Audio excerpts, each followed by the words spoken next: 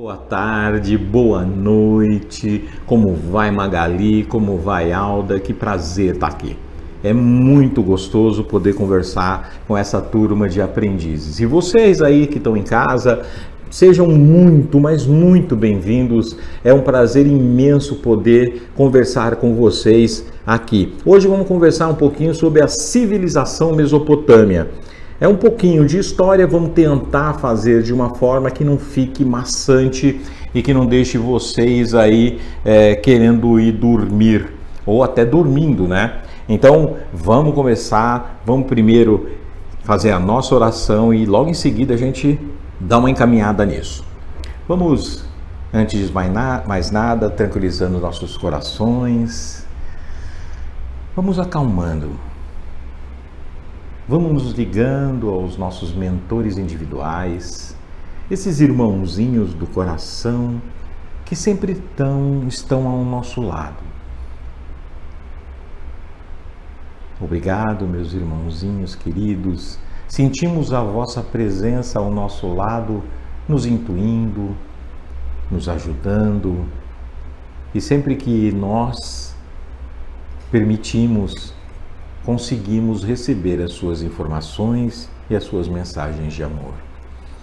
Vamos nos ligando também aos mentores da casa do Dr. Bezerra.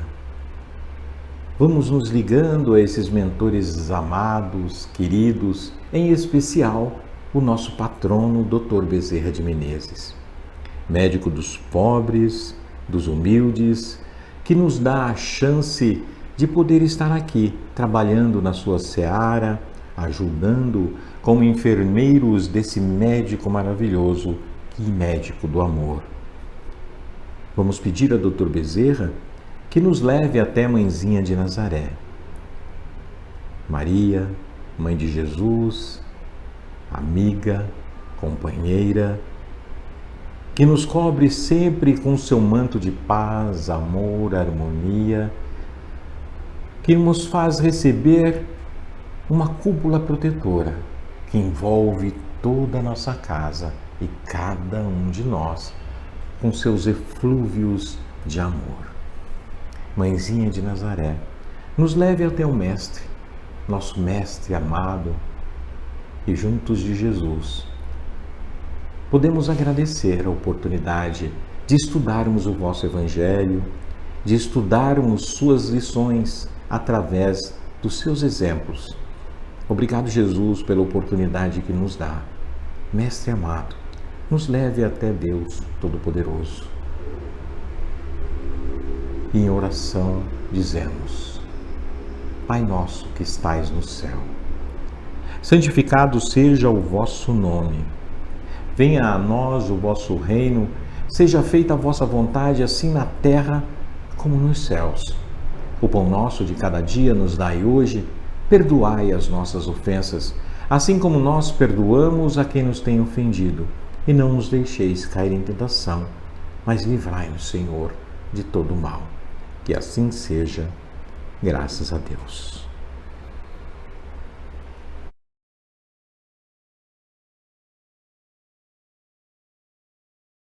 Todos bem? Espero que todos estejam bem e acordados, porque agora a gente vai tentar conversar um pouquinho sobre a civilização mesopotâmia. Vocês já devem ter conversado um pouquinho na aula anterior sobre a origem do planeta, a origem do mundo, falaram um pouco sobre a Gênesis e provavelmente pela hora deve ter chegado até proximamente a Noé. Quem é Noé? Noé é aquele mesmo, aquele, da arca, dos animais, do dilúvio. Então esse é Noé. Comecemos a partir de Noé. Noé deixou descendentes, o seu filho Sem, lá na região da Mesopotâmia, que é a região que dizem, pelos relatos bíblicos, que provavelmente a arca encalhou após o seu trabalho, após o dilúvio, e a partir daquela região toda a civilização moderna se inicia. Na verdade, moderna para a época, né? Para nós é a civilização antiga. E ela se inicia exatamente ali. E um dos filhos de Noé, Sem, ele vai ter um filho chamado Éber. Esse Éber é exatamente o que vai dar origem ao nome hebreu. O povo hebreu é o povo originário de Noé, a partir de um dos filhos de Noé, Sem, pelo seu filho, neto de Noé, chamado Éber. Então, o hebreu vem de Éber. E a partir daí nós temos toda uma descendência. Muitos anos depois, muitas descendências depois, nós vamos encontrar uma pessoa importante, muito importante para os hebreus, que é Abraão. Abraão é considerado o grande patriarca do povo hebreu. Por que ele é tão importante? E por que ele precisa, e a sua vida precisa ser estudada? Porque, no final das contas, quando a gente fala da civilização mesopotâmia e quando a gente fala do povo hebreu, nós estudamos na Bíblia, efetivamente, nós estudamos a família de Abraão. Toda a descendência de Abraão é a que vai originar toda a civilização que nós entendemos hoje com os hebreus. Então, o estudo, mais ou menos, é sobre o encaminhamento de Abraão e por onde se bifurcou a sua família, os seus filhos, seus netos, bisnetos e etc. Então, Abraão, ele tinha uma peculiaridade, porque ele era um apaixonado por Deus, com uma fé viva muito forte e crente no Deus único. Então isso lhe dá muita importância para a época, numa época em que se adorava vários deuses, você tem em Abraão um fervoroso defensor do monoteísmo. E ali na sua família ele defende isso com unhas e dentes. Porém acontece uma situação, ele nessa fase inicial eles são residentes em Ur, que lá na Mesopotâmia, a Mesopotâmia, para quem não percebe, não conhece um pouco de geografia, imagina o Iraque, Saddam Hussein, Bin Laden, Iraque, guerra contra o Irã. Lá no Iraque é exatamente onde ficava a Mesopotâmia, que é entre dois rios, o rio Eufrates e o rio Tigres. Essa região é a região da Mesopotâmia. Então, quando você pensar em Mesopotâmia, pensa no Iraque, pensa no Saddam Hussein, que você já vai lembrar mais ou menos em que localização do mapa da gente está falando. Quando a gente pensa nisso, então eles vão vivendo lá em Ur, que é bem lá no sul, já perto do mar, e eles têm uma preocupação porque morre um dos filhos, irmãos de Abraão. E o pai dele, muito triste com aquele acontecimento, ele muda-se para o norte da Mesopotâmia, para uma região chamada Harã. É importante saber isso? É importante para a gente conseguir visualizar esse caminho que está sendo feito. Após essa mudança para Harã, Abraão recebe uma mensagem de Deus. É evidente que aqui nós somos da doutrina espírita, nós entendemos perfeitamente o que a Bíblia quer dizer como Deus, que ele viu Deus, conversou com Deus, mas nós sabemos que com quem ele conversou provavelmente é um dos emissários de Deus, ou um dos emissários do governador planetário, que é o que coordena todo o planeta na época e até hoje, que é Jesus. Jesus é o nosso governador planetário. Então Jesus organiza isso e provavelmente um dos seus emissários foi ter com Abraão para passar a mensagem, para passar a sua tarefa enquanto um ser encarnado com uma missão importante para a divulgação do monoteísmo, do Deus único. E ele, nessa conversa que ele tem com Deus, nesse diálogo que ele tem com o plano espiritual, ele fecha uma aliança. Essa aliança é uma aliança que existe até hoje.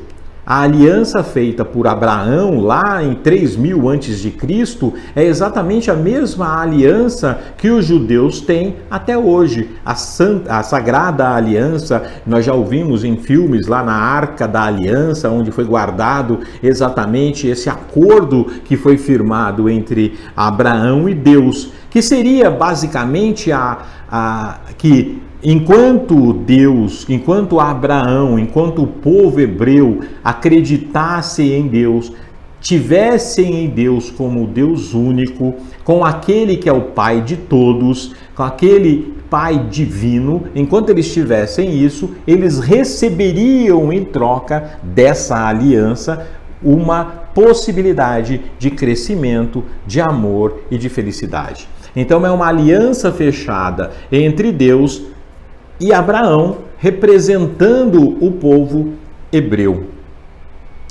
Recebido isso, além feito essa aliança, Deus promete para Abraão que ele promete e determina que ele deveria sair daquela região, deixar os pais para trás, sair daquela região e sair buscar uma nova região, porque nessa nova região ele seria o responsável pelo crescimento e o desenvolvimento de um novo povo, esse povo herdeiro de Deus. Então ele sai da região de Harã, no norte, onde ele tinha ido com os pais, e ele vai em direção a Canaã, que é a terra prometida por Deus. Então ele chegando em Canaã com a sua mulher e os seus sobrinhos, ele chega em Canaã com suas posses também, mas ele encontra exatamente naquele momento, terras muito áridas, sem a possibilidade de tratar, por conta do período de seca que se encontrava. Só que ele fica sabendo que no Egito, que é logo ali, no Egito, que é bem próximo, que ali, por conta do rio Nilo, as terras eram muito mais férteis, a possibilidade de crescimento era muito maior. E ele resolve pegar toda a sua família e ir em direção ao Egito. Só que aí ele vai encontrar um probleminha. Sara, que é a sua esposa, era uma mulher belíssima. E era muito comum na época o faraó, quando se engraçava com a mulher do outro, ele mandava matar o marido e ficava com a mulher. Abraão, que não era bobo nem nada, o que ele faz? Ele fala assim, ó, é o seguinte, a gente vai para lá e eu não falo que você é minha esposa, você fica como minha irmã. O que na verdade é alguma coisa semelhante a isso, porque de fato a mulher de Abraão é uma das filhas do seu irmão, então estava tudo dentro. Está tudo em família. O que acontece quando ele chega no Egito? Vê de verdade o faraó se engraça com a mulher dele, ele leva a mulher do Abraão, só que começam a acontecer algumas situações meio complicadas naquele período. Começam a ter doenças, problemas, e um dos adivinhos do faraó fala para ele, olha, eu acho que tem a ver com essa mulher, porque essa mulher, na verdade, ela é casada com daquele Abraão que veio aqui falar com a gente. O faraó, revoltado, chama o Abraão e fala assim, por que você mentiu para mim? Ele falou assim, fiquei com medo que você me matasse. Então faz o seguinte, vai embora, leva essa mulher, porque ela só trouxe para mim desgraça, então leva. E Abraão saiu de lá e além de levar a mulher, ainda ganhou víveres, animais, para poder levar para Canaã. E ele retoma para Canaã, junto com a sua família, junto com Ló. Retornado para Canaã, com vários animais, com várias criações, acontece um outro probleminha que é muito interessante, que é muito conhecido pela gente.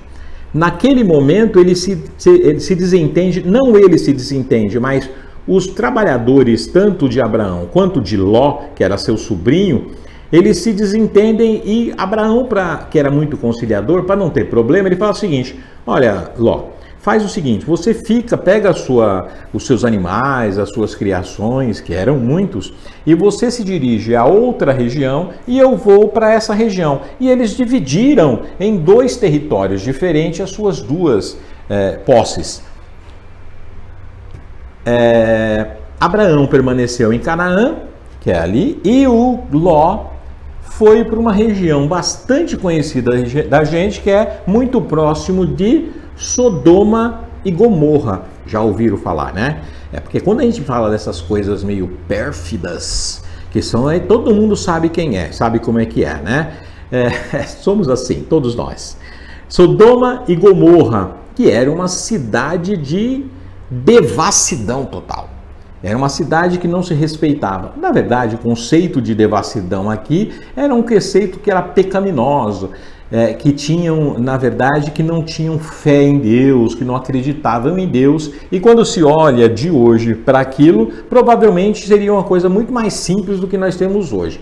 Provavelmente qualquer festinha que nós vemos por aí nesses dias são muito mais devassas do que acontecia em Sodoma e Gomorra. Porém, aquela região era uma região conturbada, uma região de guerras também, e numa determinada época, Abraão, que tinha sua ligação direta lá com o plano espiritual, recebeu uma mensagem dizendo que o plano espiritual estava descontente com a região de Sodoma e Gomorra e que eles iriam lá fazer uma destruição total. Ele ia mandar fogos e destruiria a cidade de Sodoma e Gomorra. Ele falou: não, pelo amor de Deus, não faça isso comigo, meu sobrinho está lá. Você vai matar meu sobrinho, precisa, ele não tem pecado não, ele é bonzinho.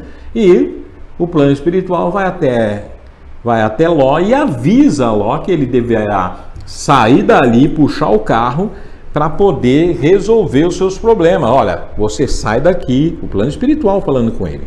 Foi lá, recebeu lá um espírito protetor, chegou para ele e falou assim: olha, é o seguinte, nós vamos destruir Sodoma e Gomorra, mas como você não tem pecado, Abraão falou em seu benefício, nós vamos conceder a você e sua família ir embora, pega as suas coisas, vai embora, nem olha para trás, não olha para trás. E ele foi embora. No entanto, a mulher de Ló, lá no meio do caminho, escutando aquele barulho de destruição, de devassidão, ela olhou para trás para ver o que estava acontecendo, né? E o que aconteceu? Se transformou numa estátua de sal. É evidente que essa história é um símbolo, né? É evidente, é muito claro que essa história toda tem uma simbologia muito importante, que é importante a gente entender do que ele está falando. Na verdade, eles estão falando de que nós precisamos largar os nossos vícios. Lembra da aliança? A aliança é exatamente você deixar para trás os seus vícios anteriores, as suas crenças anteriores, e a partir dali você ter uma nova crença no Pai Divino. E a partir dessa aliança, a partir daqui, você é uma outra pessoa. Então a ideia da estátua é exatamente a de você mudar, você transformar a sua vida para uma vida melhor. Nós fazemos isso hoje, todos os dias. Todos os dias nós temos a oportunidade de mudar. Nossos guias, nossos protetores, Deus, sempre nos diz: não precisa ficar preocupado com o que aconteceu ontem. Cuide da sua vida a partir de agora. Jesus fala isso para aquela mulher, a mulher que iria ser apedrejada: vá e não peques mais. É exatamente a mesma lição. Vá e não peques mais. Não fique olhando para o passado, porque quando você olha para o passado, você fica estagnada. Você fica parado, patinando e não sai do lugar. Esse é o grande ensinamento de quando você olha para trás, para o passado, e não para frente, para o futuro, para aquilo que vem. Esse é o significado. Claro que, resumidamente, ficaríamos uma aula inteira só falando sobre as perspectivas de Sodoma e Gomorra, as consequências disso. Retornando a Abraão, nós vamos encontrar um Abraão muito entristecido, muito triste, porque ele toma conhecimento de que Sara não vai poder lhe dar um herdeiro. E esse fato vai deixando ele muito entristecido. E Sara tem a brilhante ideia de que ele tenha um filho com uma das suas servas. E ele tem um filho com uma serva que vai dar o nome de Ismael, que é o que vai dar origem aos ismaelitas, que hoje são os árabes. Os ismaelitas são o povo que deu origem ao povo árabe. Olha que maluquice isso. Nós sabemos hoje as grandes guerras, os grandes problemas que existem entre judeus e árabes lá no Oriente Médio, umas guerras fraticidas e no final das contas eles são povos com a mesma origem. Não há diferença, todos eles vêm de Abraão. Olha que coisa impressionante. Porém, como é de costume, a gente vai ver aqui, apesar de Sara não poder ter filhos, de repente aparece um anjo e diz que ela, depois dos seus quase 100 anos, ela vai poder dar à luz a um filho. Essa é uma história muito comum na Bíblia, né? A gente vai ver muitas dessas coisas acontecerem durante a Bíblia. Pessoas que não poderão ter filhos e que acabam, por ordem ou por um fato divino, acabam tendo filho depois de uma idade muito avançada. E tem um filho chamado Isaque. Isaque, com o nascimento de Isaque, Sara se enciuma de Ismael e acaba pedindo que Abraão mande a mãe de Ismael embora e eles vão para o deserto. Lá no deserto ele vai criar todo esse povo ismaelita que vai dar origem aos árabes, como a gente falou. Isaque vai protagonizar uma das partes mais interessantes, provavelmente mais que demonstram a grande fé de Abraão. Provavelmente vocês já viram falar também sobre o sacrifício de Isaque, que o Deus, o plano espiritual, claro, determina e solicita que Abraão lhe dê uma prova de sua fé. E essa prova de fé seria o sacrifício de Isaque. Abraão não pestanejou, Abraão não titubeou, Abraão simplesmente cumpriu as ordens de Deus. Pegou Isaque, já era um mocinho, quase um adolescente, levou lá para o monte, fez um altar, deitou, primeiro, na verdade, ele explicou para Isaque o que estava acontecendo. Isaque aceitou de peito aberto, literalmente, a situação, e quando Abraão iria desferir a grande facada, o grande sacrifício, o plano espiritual intervém, naquele instante, intervém e fala, para. Não é o João Kleber, não. É o plano espiritual. Para. E ele parou e deu a grande notícia de que não havia necessidade do sacrifício, pois só o ato de Abraão foi suficiente para provar a sua crença e para confirmar a aliança de Abraão com Deus, aceitando Deus como Pai divino, como Pai de todos, como Pai da humanidade, e que deve ser respeitado por conta disso. É um pouco daqui que nasce essa grande ideia de aquele pai duro, cruel, que nos pune. É um pouco desse momento aqui que nós vamos dedicar. Tudo que o pai nos pede, nós vamos cumprir. Caso contrário, como em Sodoma e Gomorra, ele vai destruir. Caso em contrário, ele vai pedir um sacrifício. Nesse caso, ele abre mão do sacrifício. Abraão vem a falecer, Isaque recebe toda a fortuna como herança, toda a fortuna de Abraão como herança, conhece uma mulher que é originária da própria família de Abraão, aquela família que ele deixou lá atrás, ela é filha de Labão, ela é irmã de Labão, e ela vem e casa-se com Isaque. Tem 2 filhos, irmãos gêmeos, que Esaú nasce na frente primeiro. Então, pelas tradições dos povos, vários povos têm a mesma tradição, aquele que nasce primeiro será o herdeiro de tudo. Ele será o grande herdeiro, como acontece aí nas grandes monarquias que nós temos aí.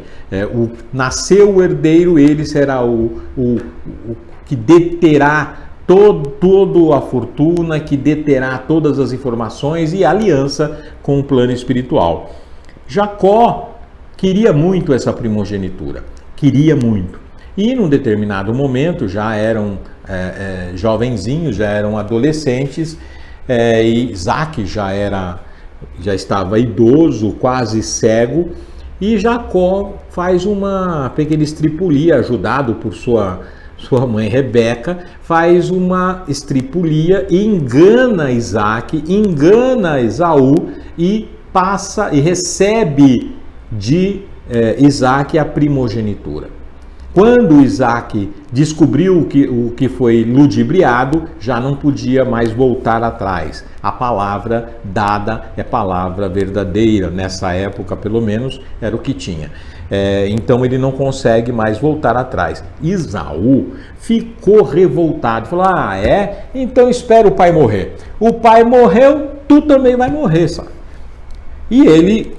Jacó, sabendo que o irmão era bruto, não ia deixar passar, ele, perna para quem te quero, fugiu com a ajuda da mãe Rebeca, e ela fala, olha, tem o meu tio lá, o Labão, é meu irmão, Labão, vai até Labão, fica com ele lá, teu tio, fica com Labão, até que as coisas se acalmem aqui, enquanto isso eu vou tentando acalmar Esaú aqui, e ele vai.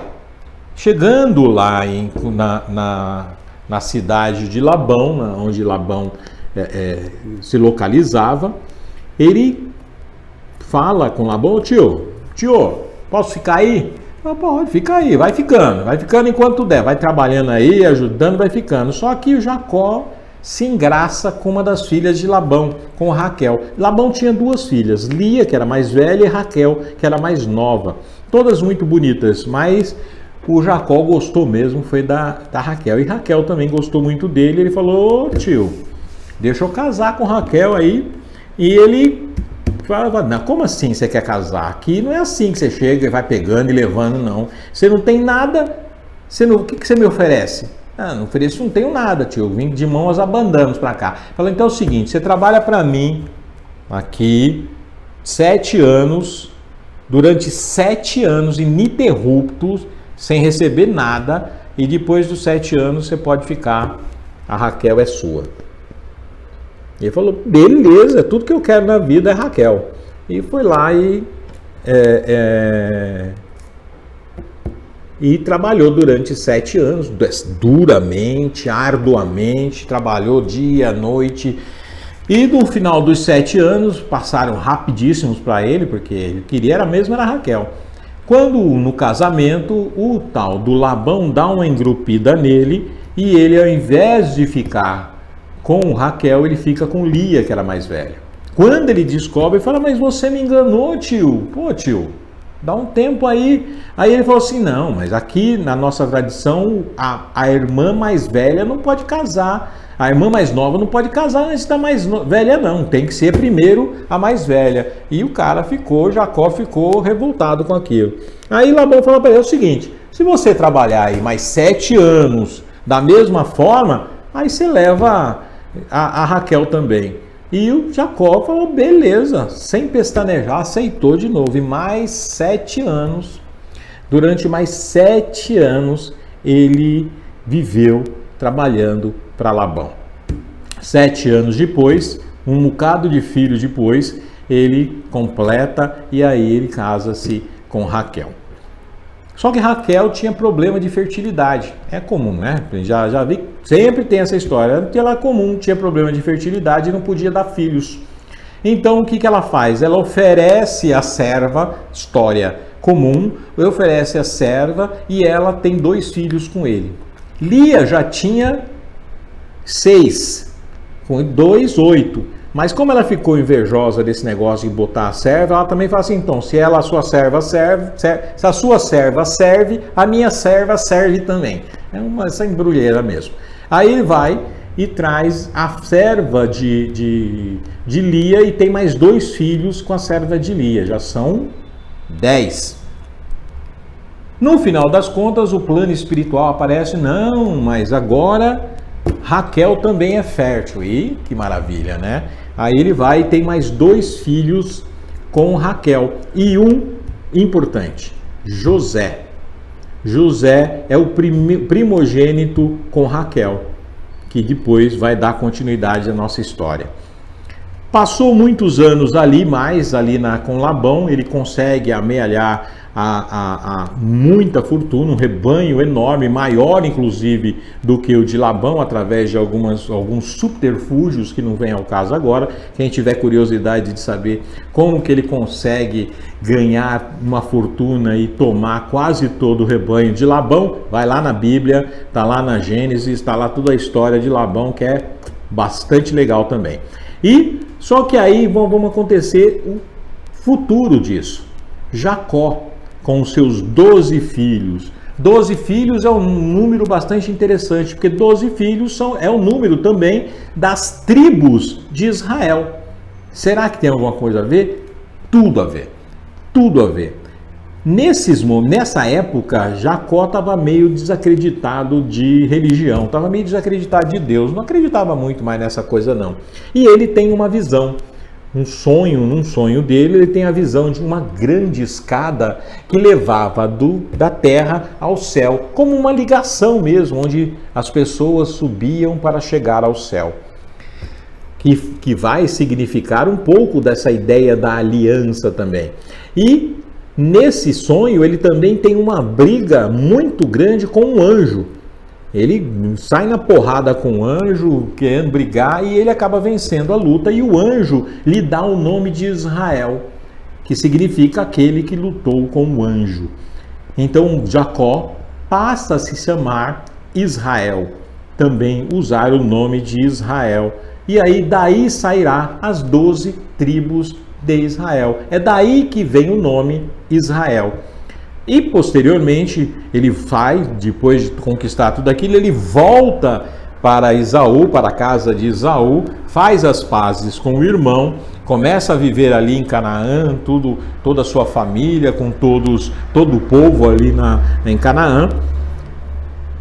Porém, tem um problema entre os filhos têm ciúmes, um ciúmes muito grande de José, porque José é o grande queridinho, na verdade, né? José tinha um poder mediúnico, José era o queridinho de Jacó por conta da relação de amor que existia entre ele e Raquel, e dentre os 12 filhos, ele gostava e dava preferência tanto para José e, em segundo lugar, para Benjamim, que também era o filho com Raquel. Numa dessas premonições de José, ele conta um sonho em que ele via todos os irmãos ajoelhados aos seus pés.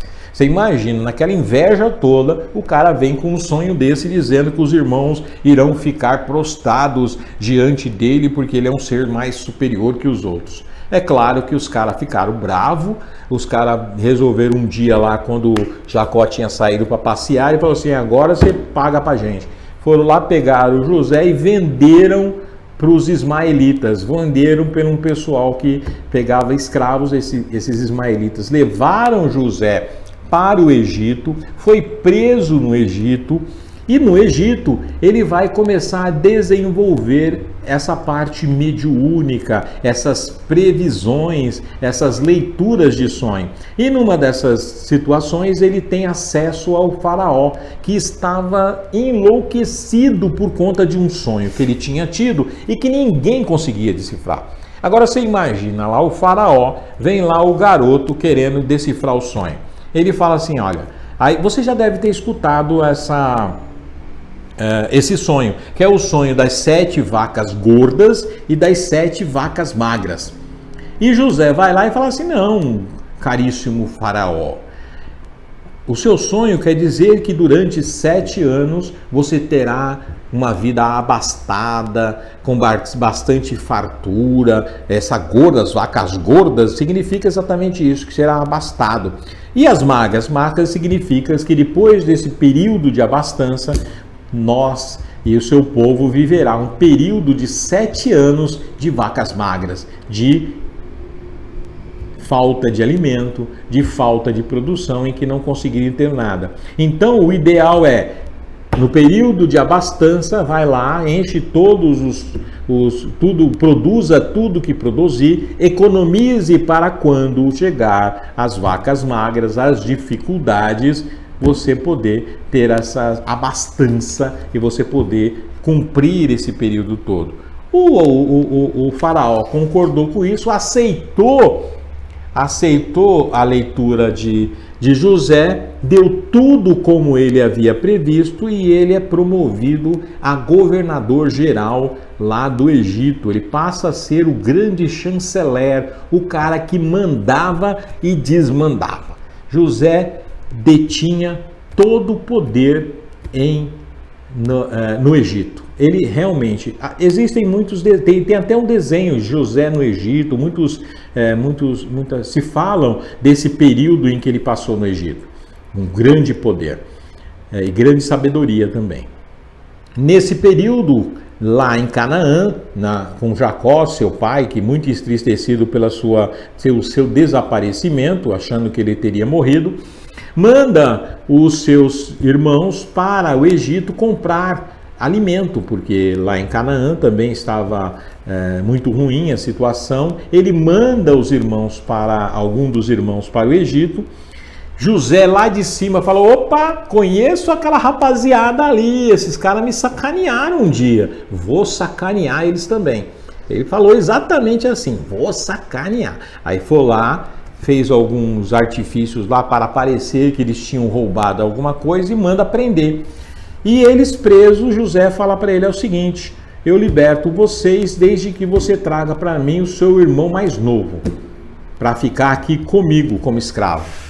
E eles falaram, aí foram lá falar com Jacó. Jacó ficou desesperado, não queria de jeito nenhum, que é um absurdo aquilo, que é o meu filho querido. Levam Benjamim até José e Judá, desesperado, fala: não é possível, nós não podemos fazer isso, porque o meu pai, se ele perder mais um dos seus filhos, ele irá morrer também.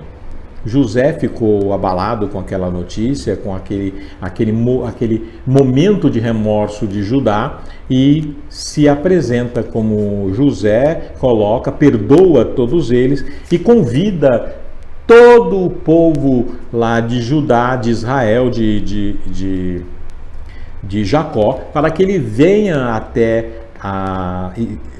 o Egito e passem a viver ali. É interessante aqui a gente verificar, porque a partir daqui nós vamos ter o porquê que o povo hebreu vai para o Egito. Porque não é o Egito que conquista o povo hebreu naquele momento. O povo hebreu vai de livre e espontânea vontade, inclusive a convite de José, que é o grande comandante naquele momento. Ele chama eles vão até lá, as famílias vão para lá, ficam e ganham terras ali, recebem terras. Jacó vive por mais de 16 anos ali, até que ele desencarna, e passa todos os seus bens para os seus 12 filhos, cada um com uma parte, inclusive das terras deixadas em Canaã. Cada um tem a sua parte no latifúndio, lá nos bens e naquilo. Com a morte de Jacó, é feita uma grande festa a pedido de José, porém, passado alguns anos, há uma grande revolta do povo do Egito, que toma o poder do faraó, e José é assassinado. Sendo José assassinado, perde-se o protetor do povo hebreu que ali está, e eles passam a viver como escravos, sendo passado para eles toda sorte de trabalhos forçados. E durante 400 anos, o povo hebreu no Egito permanece ali, separado pelas suas ideias, pelos seus conceitos, crescendo muito, e depois de 400 anos, segue no próximo capítulo. Nós vamos falar exatamente após 400 anos o que aconteceu com esse povo duro, crente, que acredita em Deus, apegado a Deus, e que por uma situação da sorte acaba ficando aprisionado no Egito. Não foi o Egito que foi atrás, não foi o Egito que conquistou, foi o próprio povo que foi até lá e aprisionado, ficou escravizado durante esse período. É um pouco isso que a gente tinha para contar hoje, É uma história bastante interessante. Aconselho dar uma olhada, dar uma estudada a respeito dessa história. Leia um pouco de Moisés para na aula que vem a gente também poder falar um pouco desse novo momento. Bom, é isso. Então vamos tranquilizar nossos corações, vamos dar aquela amenizada, vamos olhar tranquilizando, fechando nossos olhos, olhando para dentro de nós mesmos e agradecendo. Agradecendo em vibrações. Vibremos para todas as pessoas que encontram em dificuldades na rua, muitos deles aprisionados pelas drogas. Vibremos para todos aqueles que se encontram nos asilos, nos orfanatos, sozinhos também, precisando de um olhar carinhoso, de um olhar amigo, de uma palavra. Vibremos para todos aqueles vitimados pela Covid, nossos irmãos do Grupo Socorrista Dr. Bezerra de Menezes, que o plano espiritual possa acolhê-los. Vibremos para aqueles que estão hospitalizados ainda, vitimados de toda sorte de doenças e também da Covid. Os seus amigos, parentes que aguardam ansiosamente nas portas dos hospitais. Vibremos para todos aqueles que estão aprisionados, para os governantes do nosso país, que passem a decidir de forma correta, amorosa, para todos os cidadãos. Vibremos para os governantes do mundo, para que vibrem sempre pela não guerra. Vibremos para todos os povos que se encontram em dificuldades, que se encontram em cataclismas, vitimados pela pandemia, mas sabendo que o plano espiritual fortalece os nossos corações e a nossa oportunidade pela lei do progresso. E assim, ligados nessa vibração de amor, chegamos até a nossa casa e vibremos por nós mesmos. E assim, ligados em Jesus, vibremos por tudo de bom entre nós, que assim seja, graças a Deus. E assim, terminado esse momento de amor e de carinho, que possamos pedir a Jesus a permissão para encerrarmos esse momento de amor, carinho e fraternidade. Que assim seja, graças a Deus. Vão com Deus, muito obrigado e até a próxima semana. Um grande beijo a todos.